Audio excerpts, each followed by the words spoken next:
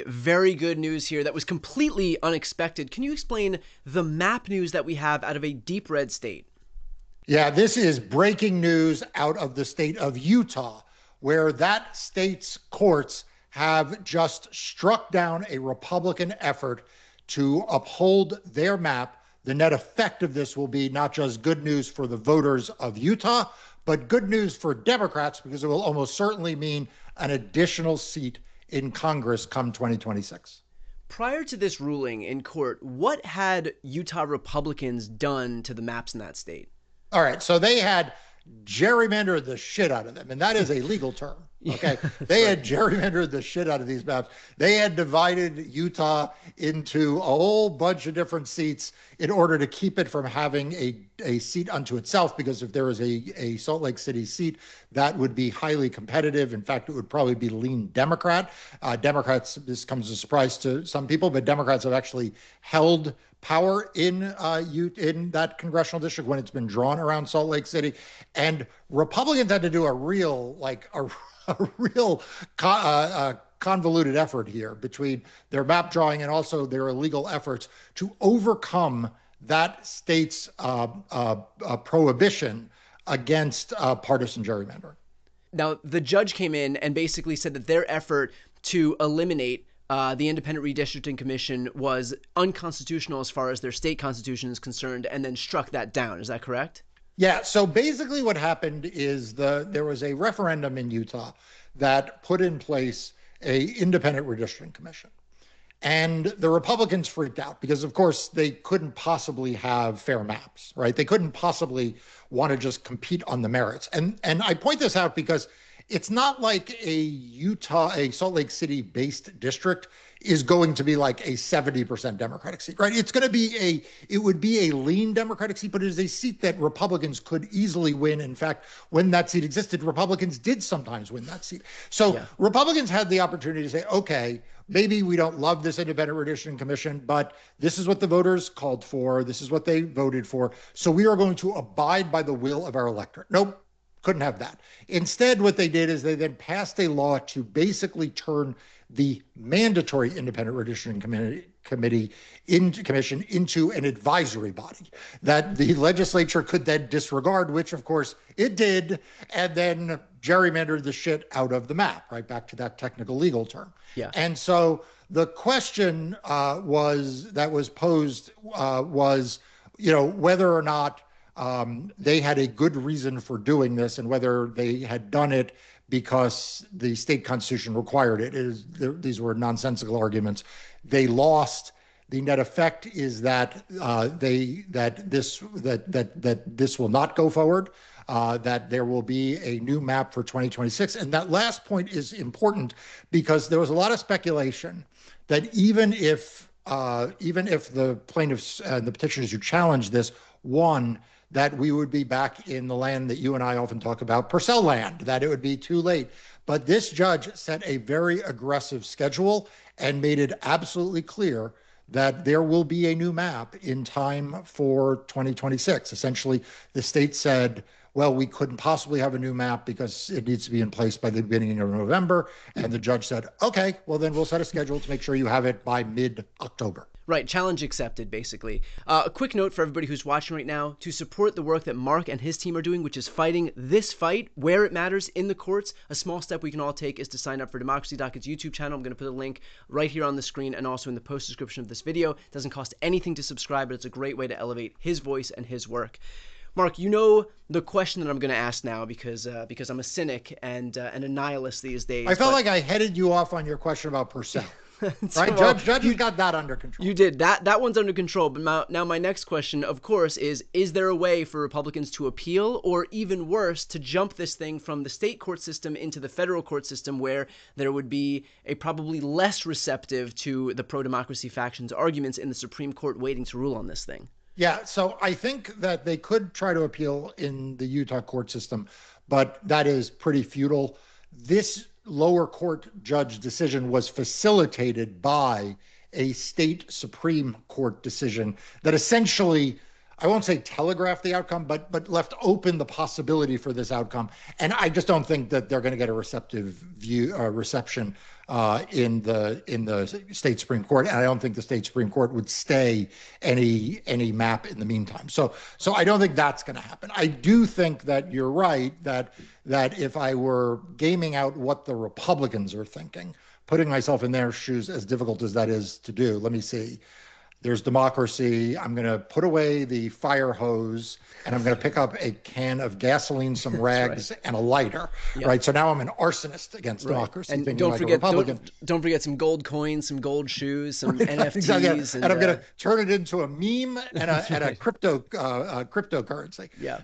But okay. So I guess, yeah, they would probably go to federal court and say that somehow this entire process, notwithstanding the fact that it's entirely a matter of federal law, of state law, that it stems out of an independent redistricting commission in the state and that it's been ruled on by state courts, they could try to make some federal claim. I don't think they're going to get anywhere with that. I don't think that it's going to succeed because there is a strong presumption in the federal courts that in the first instance, because redistricting is a matter of state legislative prerogative, that in the first instance, we defer to the state courts in this instance, and the federal courts are to sort of stand back. And remember, the Republicans in Moore v. Harper out of North Carolina thought they would be able to jump this to the U.S. Supreme Court and get some purchase under this fringe theory, the independent state legislature theory, and it didn't work. And I just don't think that this one seat in Utah is going to really sort of so tempt the federal courts and the Court of Appeals and the Supreme Court that's going to really go anywhere. Okay, so that was going to be my next question: is there any precedent? And I don't know if Moore v. Harper would have counted as that precedent that would suggest whether or not the Supreme Court has in the past accepted cases where their own intrastate map squabbles are somehow grounds to jump into the federal court system. Yeah, so if you read the briefs that the legislature had filed to defend this, and essentially that they lost, what they basically argued was a version of that. They basically said, look, we love independent redistricting commissions if only they were constitutional, but they're not. They infringe on the legislative power of the Utah legislature. So it has to be advisory. It can't be mandatory, because if it's mandatory, it essentially takes the power away from the legislature and therefore violates the federal constitution, which grants legislatures the ability to draw maps. Now, that is a perfectly plausible sounding legal theory, except it is one that the Supreme Court has now rejected over and over and over again. And this judge's opinion points that out. So I gotta jump in here, because isn't that a really, really dangerous place for Republicans to broach? Because if they decide that independent redistricting commissions are somehow unconstitutional, think about what states are currently operating under independent redistricting commissions. That would mean that the independent redistricting commission in California, in Colorado, in New York would all be deemed unconstitutional by virtue of this precedent. New Jersey by this precedent. There are no Republican states right now that operate under these independent redistricting commissions other than Utah, as far as I know. That may be incorrect, but our weapons here in this country that operate under independent redistricting commissions are all major Democratic states. And so wouldn't that be a really dangerous place for Republicans to insert themselves here? Yes, but the Utah Republicans may not care about any of those other states. I mean, the original case that challenged redistricting commissions came out of Arizona. Now, that was when Arizona was a ruby red state, and it was when Arizona was one of the few states with commissions. But as you point out, there are now all of these other states that if you unleashed, you would essentially be helping Democrats. The Supreme Court rejected that challenge to the Arizona Redistricting Commission, maybe 15 years ago. Someone will put in the comments what the actual date is. And by the way, leave comments. I love reading the comments on these videos. So go ahead right now, like the video, also share it with a friend, but also leave a comment, because I do read the comments, believe it or not, that you post for Brian and I. But that was rejected by the Supreme Court then. And then since then, you've had Moore v. Harper, which wasn't a commission argument, but it was a similar kind of legal framework. But you're absolutely right. At this point, if the courts were to say, the Republicans in challenging the Arizona commission were right, the Republicans challenging now the Utah commission are right, boy, Katie barred the door what the map in California might look like. Yeah. You know, I would love to see what the map might look like in New York or, you know, in Colorado or in New Jersey if there were no commissions that were limiting what Democrats in those states could do. I mean, is there a world in which, let's say, the Republicans do try to appeal this thing up to the U.S. Supreme Court, where both the Utah Republicans and the opposing party would both agree that independent redistricting commissions are unconstitutional, and if both of them are agreeing that they're unconstitutional, could the Supreme Court then agree as well and establish a nationwide precedent that we should not have independent redistricting commissions? So the plaintiffs in this case wouldn't. They are the League of Women Voters and nonpartisan organizations. I doubt they would take the position that redistricting commissions are illegal. In fact, they just won a case in Utah saying that they are legal, right? I mean, the court followed, Yeah. the trial court properly applied the legal precedent which exists right now that commissions are constitutional. Now, you raise a good question. If that was brought back to the Supreme Court, whether from Utah or someplace else, as a challenge to them and asking the Supreme Court to revisit that precedent. Certainly the composition of the court is right now more hostile to commissions. I mean, that was a 5-4 decision. And Justice Roberts, Chief Justice Roberts, was in the 4. So what's interesting now is that, you know, you look at the composition of the court and you could easily see that being overturned.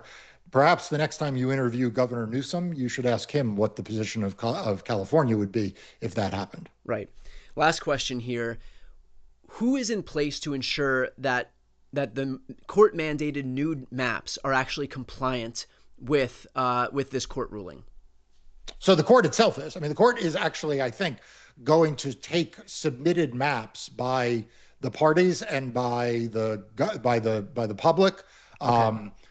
Because it, I think, wants to make sure it has the tools available. So that we don't end up in a situation like we were in Louisiana, where they just continuously refuse to abide by the rules that were laid out so that the map would be in compliance with Section 2 of the Voting Rights Act. This judge seems intent on saying, okay, you tell me this all has to be done by November, so then don't tell me that there isn't enough time for, you know, the regular process. Like, I think this judge is going to get us a map by November that is going to comply with the nonpartisan requirement that the map not be drawn to advantage or disadvantage a party. Now, maybe the legislature will submit a map that doesn't advantage or disadvantage a party, and that's possible. They may decide that they want to pick which Republican seat essentially disappears. It wouldn't shock me. It would surprise me, but wouldn't shock me. But I think this judge is not going to allow for a lot of gamesmanship. Well, look, I am grateful that you have stayed on top of this issue everywhere in the country. Again, a small step that we all watching can take to support Marc's work, elevate his voice in this space, and give him more power as he goes and fights these fights on the front lines, which is in the courts.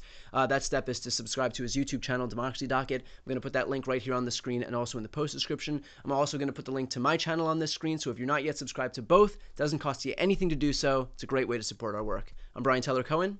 I'm Marc Elias. This is Democracy Watch.